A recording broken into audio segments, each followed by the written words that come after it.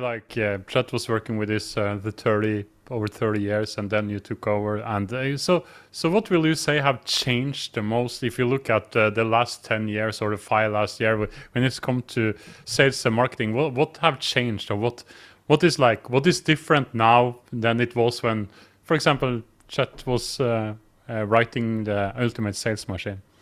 Yeah, that's a great question. So 10 years ago, when my father wrote the book 15 years ago, so let's say 15 years ago, the average business would be marketing on 7 different platforms, 7 different mediums, pardon me.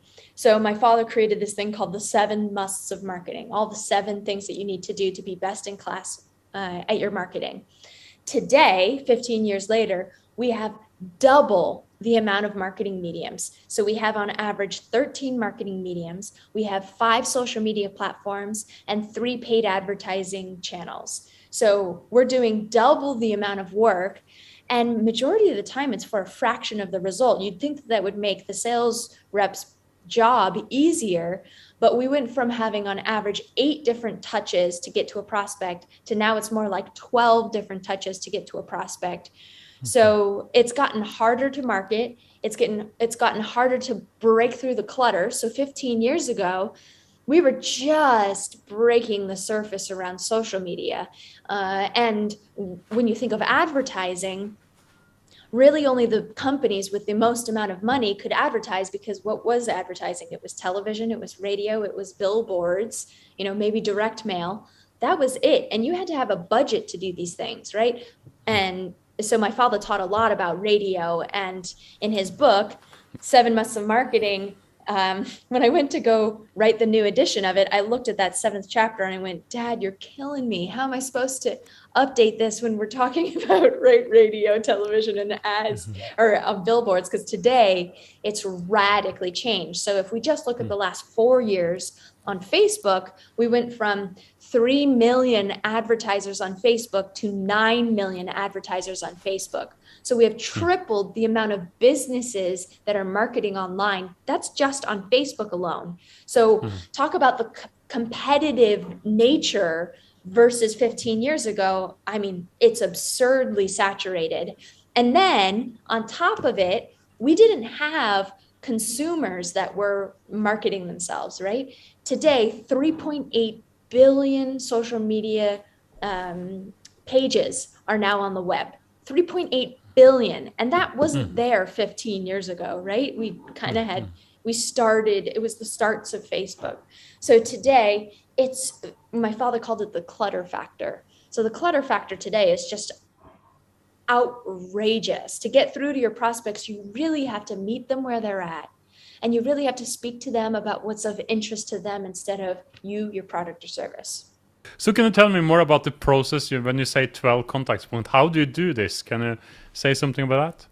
Yes. So for those of you that have read the book, this is familiar. For those of you that haven't, I'd recommend getting the Ultimate Sales Machine. Chapter 4 is for free, and I'm about to explain that a bit.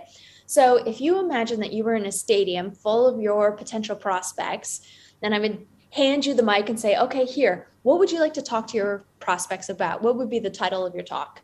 Now, majority of businesses will say something like, hello, this is my name. I've been in business for X number of years. We provide, financial services. We're really great at financial services. We stand out amongst all the competition. You should stay with us so I can tell you more about how financial services are of benefit to you.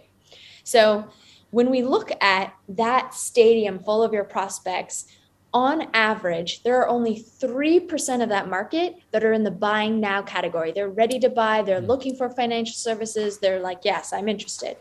Another 7% will be open to it. And the rest of what we call buyer's pyramid. So it's actually, if you drew a pyramid and just draw a little line at 3%, then 7%, and then you do the last bit of the triangle to 3 equal parts, that's they're 30% are not thinking about you. The next 30% think that they're not interested, and the last 30% are definitely not interested. So 90% of your time, money, and energy is being wasted focusing on talking about you. So what we have to do is we have to educate our prospects to take them from I'm not interested, or I'm definitely not interested, or I'm not thinking about you, into the buying now category. So that's what we teach, which is actually a precursor to content marketing. Before content marketing was really big, my father created education-based marketing, which is really, as I said, right, educating your prospects to lead them to you as the only possible solution. And how do you do that? Yes, it's a bit of a process because Yeah. people are so used to being so transactional. They're so used to, okay, I want to do sales, so I'm going to call them up and I'm going to, make 100 cold calls until I get to those 3 people, because 3% are interested in buying now. 3 people will say, yes, I'm interested in that. Or they'll spam people on LinkedIn and contact 100 people saying, yes, I want to talk to you about my services. And 3 people will be interested, because at any given point, it's that 3% that are interested. So what we do and what we teach on is how to educate the prospect. So I'll give you an example. So we had a client out of Dubai. They sold high-end real estate, and they were selling to the Fortune 500 as clients, because they sold $1 million to $10 million second homes in like condos. So very, very high ticket. And to get only 3% of the Fortune 500 CEOs is fairly difficult as well. So it was a really difficult scenario that they found themselves in. So we did some research and we came to find that the biggest problems for billionaires are 2 things. 1, time, because this is the only thing that they can't buy. And 2 was their health, because they had everything together, but the stress was so heavy that we could talk to them about their health and it would grab their attention. So salespeople were reaching out, trying to talk about, ocean views, granite countertops, and condos on the beach. And instead we changed their approach to, this is what we call a stadium pitch title. So their stadium pitch title was why wealthy CEOs are at risk for heart disease, diabetes, and premature death, and what you can do about it. I love Right? it. So we get the entire buyer's pyramid there, because every Fortune 500 CEO perks up and goes, okay, I'm listening.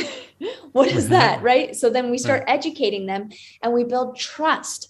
We build rapport. We build respect. We set ourselves up as the expert. We guide them, right? Which should be all of the strategies that you want to accomplish with every tactic that you deploy. And that's the difference. That's why strategists will beat a tactician every single time, because they're thinking about the end goal. It's not just about what is the goal of reaching out to your prospects. Is it to win the deal? Is it to win the sale? Yes. But would you like to be considered an expert by your prospect? Yes. Would you like to get more referrals from your prospect? Yes. Right? Would you like all of these strategic objectives should be accomplished with every tactic?